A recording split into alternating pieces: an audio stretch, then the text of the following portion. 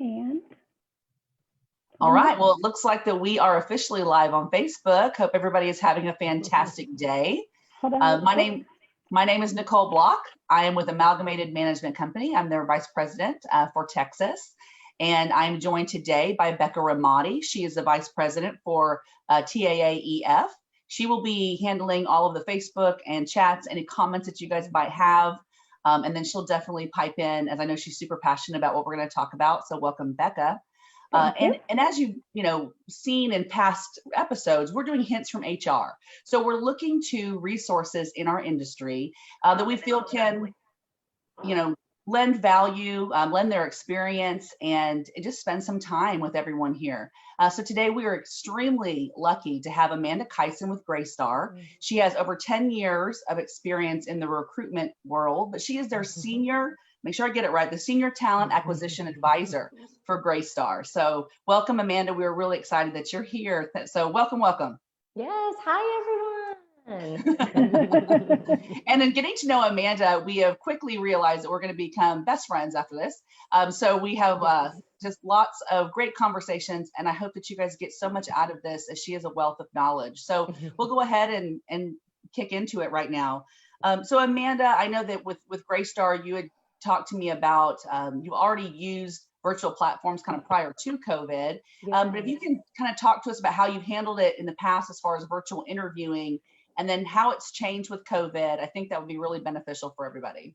Yeah, I've always used virtual interviewing, before, pre-COVID. And at the time at Greystar, we used Skype Business. And once, COVID hit, we had to open, the platforms up, right? Because we had to cater, to different candidates and what platforms they can use. And one thing to keep in mind is that there's Teams, there's Zoom, there's, plethora of stuff, right? And I remember when COVID hit, I wasn't familiar with Zoom. And I had a candidate it's like, hey, can we connect on Zoom?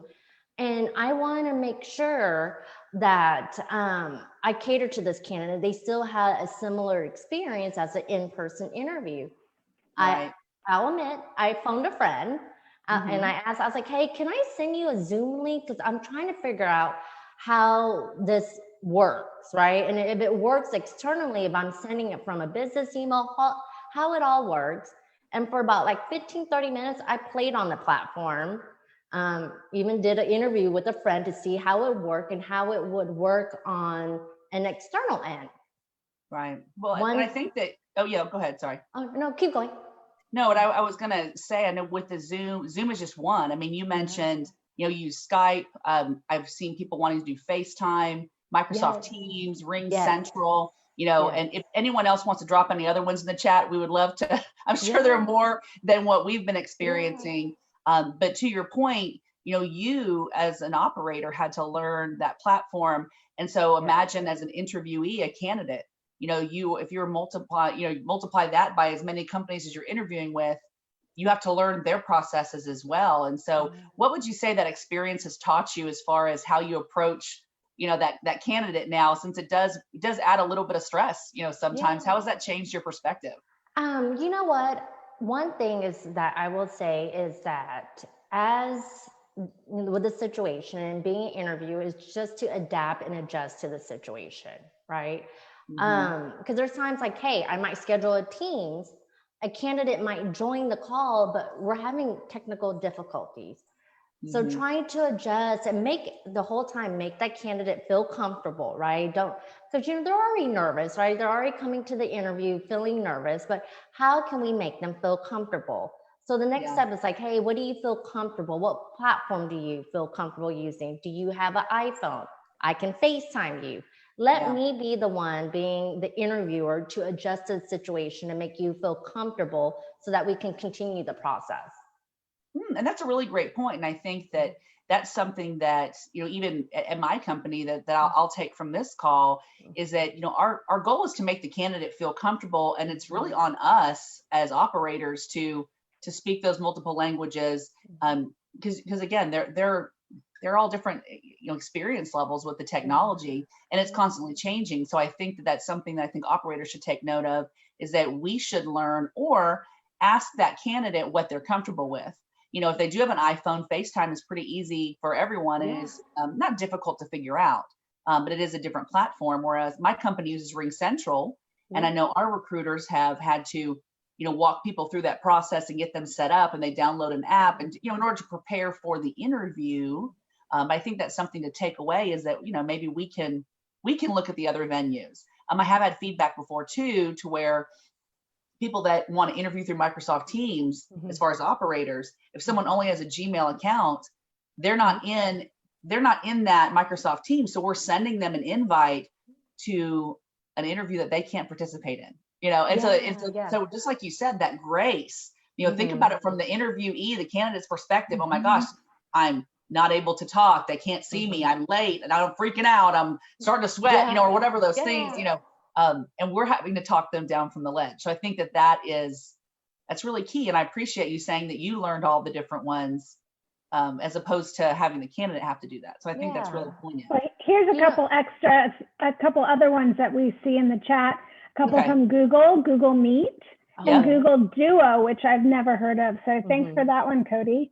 Yeah, no, Google Meet is one. So I worked for Lincoln Property Company, and they use Gmail as their, as their email. And so GChat, so the GChat was something that you would use all the time. And so if you are familiar with Google, as opposed to, like we just said, Microsoft Teams, or didn't have that venue or that capability, that's a great example. Just another one, right? Thanks, Cody. To where we have to be able to, maybe you have a Gmail address that you set up through for you, that you can get on GChat with somebody as a recruiter. That's that's just another way we can adapt, right? Yeah, one thing I will always say, especially during this time, is that even though it's virtual, to still always treat it as an in-person. Minus the technology for the moment, right? But to always treat it as an interviewer or a hiring manager interviewing candidate, and make sure you're prepared. Come prepared. That's where you test your technology first. Test your lighting, test your microphone 5 minutes before the interview. Have the job description printed out. Have the interview notes printed out. Make sure you're dressed professional, because your expectation is also for the candidate to dress professional, and just have everything set up that once you do the virtual interview, you're already prepared. Yeah, no, and I think that preparation is key. And I think that sometimes we forget that, I think we get used to, working from home. Sometimes, you have your suit coat on, and, your pajamas on too. I mean, we've all been there. Admit it, I'll admit it. But, I think that thinking about preparation for the interview is key. So yes, being punctual means you're arriving at that technology ready to go. So if you haven't tested the technology, how many times are you scrambling going, oh my gosh, I can't get in. So that definitely adds to it. But the professionalism is something that I think, from my perspective, and you can share any experience that you have, I think people have forgotten about that. I think that's probably the biggest learning curve, because professionalism isn't just what you physically are wearing. It's understanding your environment and how you're projecting yourself on screen.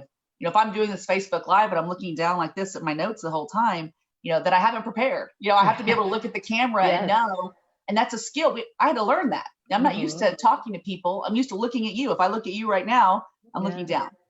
So I have to see you in my periphery and stare and look at a camera. So I think that those are things that people are missing, maybe, here and there. And I have some, experiences I can share, but I'd love to kick it over to you of some things you've seen as you've been interviewing that people might have forgotten. And I wouldn't say seen, but some of the stuff that I've heard, especially from my regionals, is that the distraction, right? The distraction, where when you're conducting an interview, or even if you're the candidate, as similar to any other interview, it's a meeting time, right? So designate that time.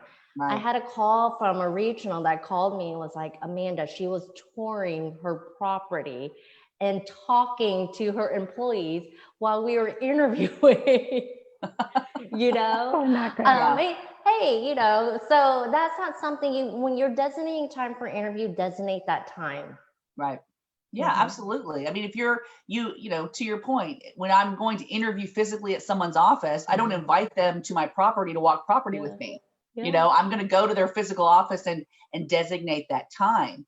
And I think that's very key. Or you'll see distractions, people walking behind. Now, if they're able to ignore it, then hey, that's just everyday meeting on Zoom these days, right? So I mean, we don't judge, I guarantee, but if they turn around, and I've had people turn around and talk to them in the interview, not just saying, hey, give me a minute, but like saying, continuing the conversation, like, oh, is there a third person I should be looking to right now? Wait a minute. So I think that's poignant too.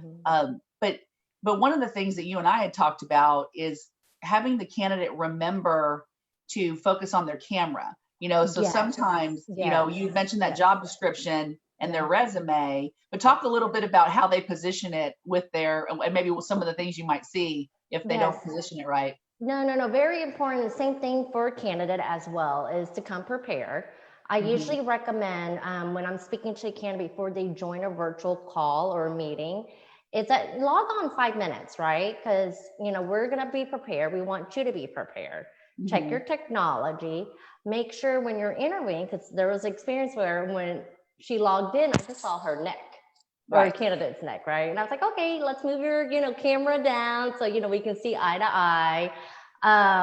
But keeping that in mind, as well as what you noted, Nicole, that, we might be professional up, in pajamas on the bottom, but make sure we keep that image of our professional attire.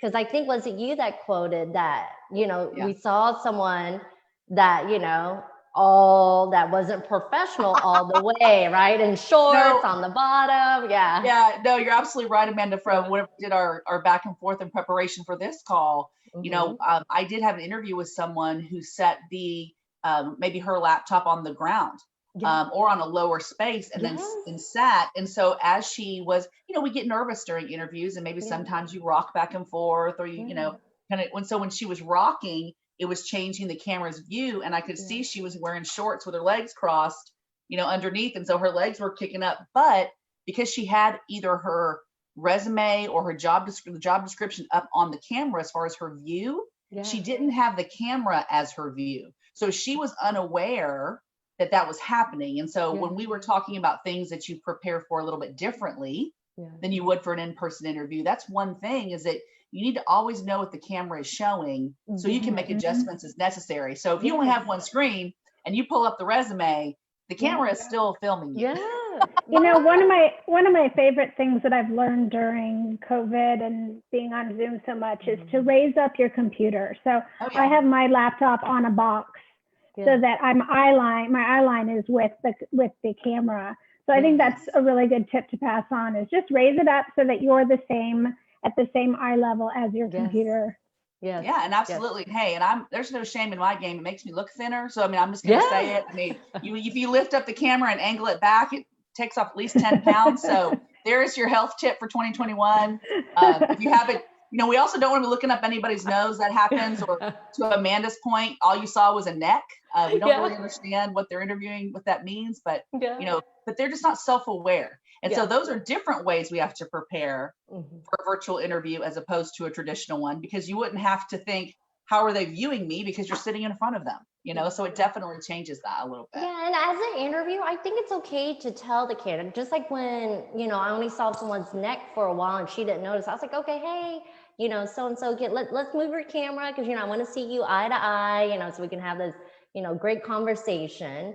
So it's okay to note it, right? It's okay to tell them. And at the end of the day, you want them to be comfortable. And I would be mortified if I went through, this entire thing and had some big thing on my cheek and Becca didn't say anything to me or whatever, right? It's just, if you said, hey, Nicole, something's on your cheek, I can take a look and like, oh, sorry. It's just human nature. And I think it's, it kind of sets up the transparency. We have to be very transparent in our interview process and hope that we convey our energy and our intention just as we would in person. Yes.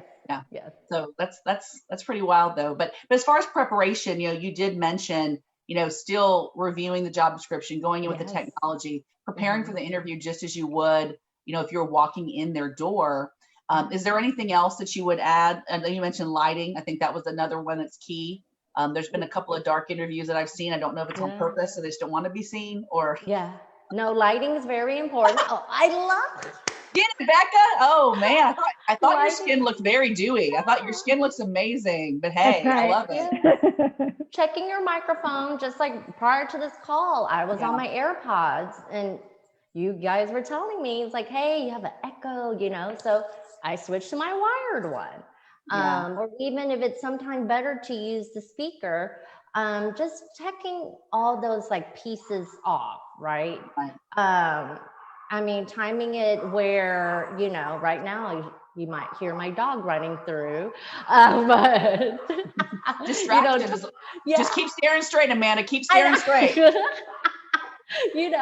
But being, trying to time it where there's no distractions if possible.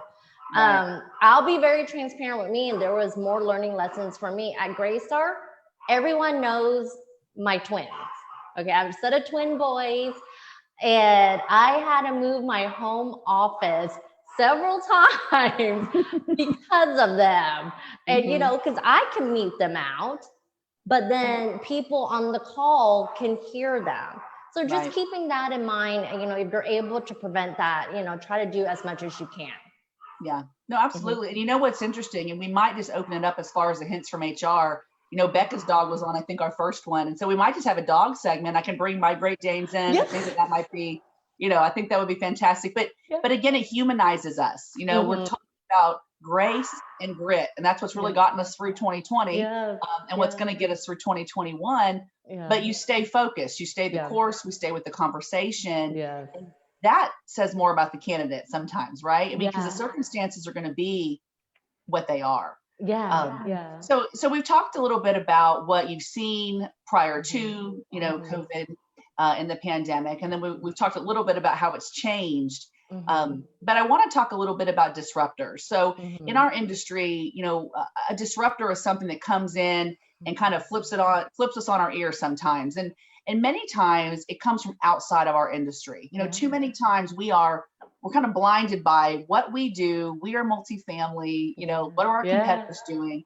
But it's kind of the same Kool-Aid we're all drinking. And I'll give you an example, Amanda. We changed our pricing model about 20 years ago to match and mirror the airlines, more of an on-demand type, pricing with some of the pricing systems that we have out there. That was an example of a disruptor. And I think that, when you and I were talking earlier, I think there are some disruptors, I mean, one of them being COVID-19, but I think there are some disruptors that other industries are using that could potentially kind of weave their way into multifamily with regards to the virtual interviewing and actually almost applying in some ways. So can you talk a little bit about what you've seen and what you think's coming? Yeah. What I can speak to, last year I was very fortunate at Greystar to participate in this huge project. It was technology, but more on the talent acquisition side. We viewed so many vendors, different platforms.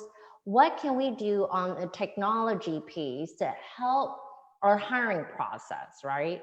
And some of the platforms that we saw that correlates with virtual is that there's what we call on-demand videos, right? Where there's pre-screening questions and it's part of the application process and it's a video. So it might be, 1 to 5 questions. The candidate's answering, just like me looking at this camera. It's like, okay, what's your work schedule? Are you available to work on weekends? What type of culture are you looking for? What is your customer service experience? And there, that video is saved where it's uploaded into the ATS, whatever ATS system a company has. And what is it? What can you just, for everybody that's out here that might not know, what is an ATS system? Oh, applicant tracking system. There you go. All right, fantastic. Yes. So in the ATS system, hiring managers, say community managers, property managers, can view these videos, and already the pre-screening questions are eliminated. So helping streamline that hiring process, and then, requesting for that person to come in-person interview to do more of an in-depth. I see. So that might even be a time saver for, a recruiter like yourself who prior to would do phone screens. So you would call these candidates, you'd ask those same maybe 4 or 5 intake questions just to see if they're going to move forward. And this is a way that we can put those 4 to 5 intake questions up on, whatever. What now have you found, and I don't know if you know it to this detail, but where does if a candidate goes to, Indeed or something that's again, a kind of a search engine out there, would that be where they would find those questions? Or if they're applying at Greystar, would that be where they would find those questions? It'll be integrated into the platform on the career side. So for Greystar, it'll be Greystar. But I'll be honest, I was on LinkedIn the other day posting a position on LinkedIn. They have the option. It's like, do you want to do pre-screening of videos? So different platforms already have it. It might even been Indeed, to be honest with you. It could have been either two that I was posting on, but they already give that option. It's like, do you want to do a video pre-screening? What questions do you want? That's great. It's becoming more available. So I think that's something in the future that you're going to see a lot more available, that's helping streamline the process, as well as seeing these videos integrated into the process. Well, and it also may an unintended benefit may make people more comfortable on video, so that when they get to that virtual interview, that they're more comfortable. Yeah. Well, one of the things we also discussed is that the technology, isn't slowing down. If anything, it is ramping up exponentially. So to have these candidates be able to problem solve and figure out the different technologies as well as us, whether that be through, like Becca said, that intake question, or figuring out how to interview with us traditionally now, this new tradition, that I think that shows their adaptability, with technology, which speaks to them, as far as a potential as a candidate. But I think that's interesting. One of the things we talked about was, should we or could we, record these interviews? And when you answer those 2 or 3 questions or those intake questions, the candidate is consenting at that point in time. So consent's handled. When we're having an interview like this and we want to record it, then we have to have consent from all people. So is that something that as an industry we need to think about too? Because it might save, if you're like, hey, I have this interview, this candidate, Nicole Block, here's our interview. Would you like to move forward? So you could send that interview to a hiring manager as well, and saving lots of time on both sides, the candidate and, and the one that's interviewing. So that's really interesting. Your perspective on that. Has Greystar started that yet? We are looking into that right now. Yes. So, and it is, and I think part of the application is part of the application. When you apply, you consent to all that. Yeah. But very interesting how, something that, we wouldn't have considered, 6 months ago, definitely not years ago, as far as a video intro or a video, screening is something that's really just changed, because again, we have that disruptor in COVID-19, and other industries are doing it. I know boards, you mentioned when they're hiring for, CEOs or, an executive suite, it's a panel interview with board members. So it's a totally different approach. It doesn't mean that it can't work for us. We just have to take a look and see how we can adjust it. That was actually one of the questions that we had in the chat is, have you done interviews that have multiple interviewers involved? And are you seeing that? And how's that working? Yeah. We actually, at Greystar, because we like to have a lot of participation in our interviews. Absolutely. I'll be very transparent. I was on a panel and I didn't realize, you probably know Mac Armstrong, Ryan Terrell, you hear all, and I'll be very transparent, I didn't realize how high up they were. And I had a panel in-person interview, and I should have been so nervous, but they are so great, so welcoming, right? But Greystar, we love to do panel, right? And even virtually. And it is set up similar like this, where there might be 1 or 2 people on the call and the main person interviewing, but it's just an open, candid conversation going back around that it looks similar like this. Yep. And I would say at Amalgamated, we've done the same.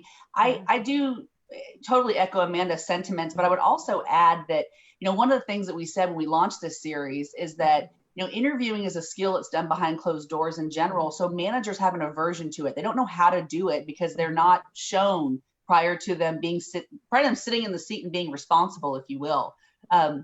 So I try to use it also as a coaching opportunity. So if I'm interviewing with another regional manager or another community manager, the hiring manager, we'll prepare together on who's asking what questions.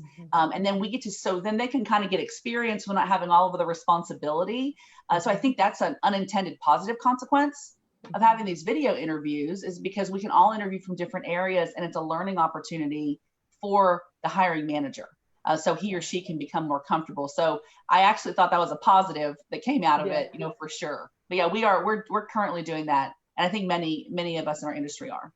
And Nicole, if you're a recruiter or talent advisor able to participate, I usually try to lean in, just join, where I'm not leading the conversation, but I'm just there being that, airplane controller, right? Like, okay, what do you need help? Just to make sure everyone, is okay and comfortable, Absolutely. Well, and comfort is key, right? So I think it definitely depends on the skill level of the people that are interviewing, what position you're interviewing for. I think we make those decisions on who needs to sit in on that. So sometimes, yes, Shelly, she is a fantastic asset for us. And there's times that she will offer her services or say, hey, I think, do you need me or not? Because she can only be in one place at one time, right? But I think that, if you're making those decisions as an operator, then, that's part of your preparation. Who needs to be on this call?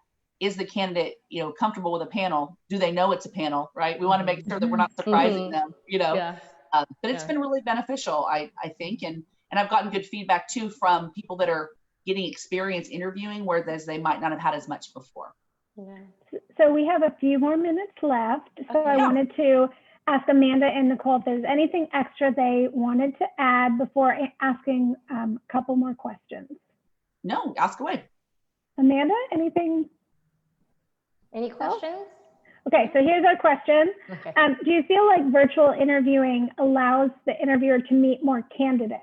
Has it allowed you to see more people and be more efficient with your time? Yes, I most definitely, especially for me, because in the stage where I come in, I'm more of the pre-screener, right? So it's helped me sort of, I would say, streamline. I don't want to call it, because I don't think calling it speeding, right? I call it streamlining, because I still want to learn about the individual, but it's helping me streamline the process, trying to identify if this is the right candidate to share that information out to hiring managers. Yeah, and I would say it's almost the same, because in general, they're coming to me anyway. So, but I think I can probably fit more in if I'm working remotely, so I think probably a little bit more, but it still depends on your schedule. So yeah, so I think maybe 50-50. And then Shannon agrees that we should bring in the pups. Shannon, Shannon, I'm not surprised that Shannon, Roscoe is her dog. Like I know Shannon. She wants Roscoe. You should have a dog segment. Yeah. Well, and so we'll work on that. Yeah, we'll have a dog segment. It'll be, it's going to be huge. It's going to be bigger than hints from HR. It's going to be, hints from H Bark. We'll call it H Bark. But I think that, again, thank you, Amanda, for your time.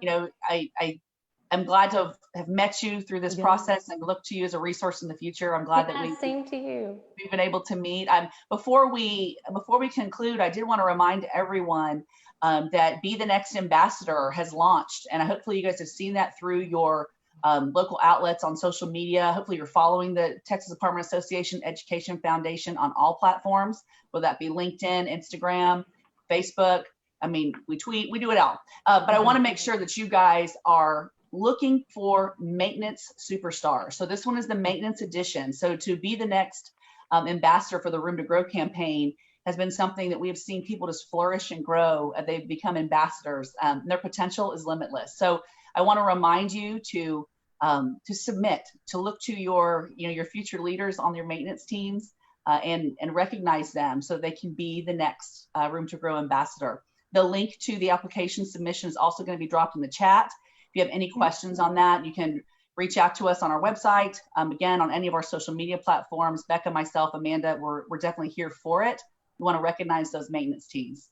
So again, my name is Nicole Block, and I am thankful to be the host today and to meet the fabulous Amanda and spend any time I can with Becca. But that concludes our Hints from HR, and we will definitely see you next week. And until then, be safe. Thanks all. Bye-bye. Goodbye.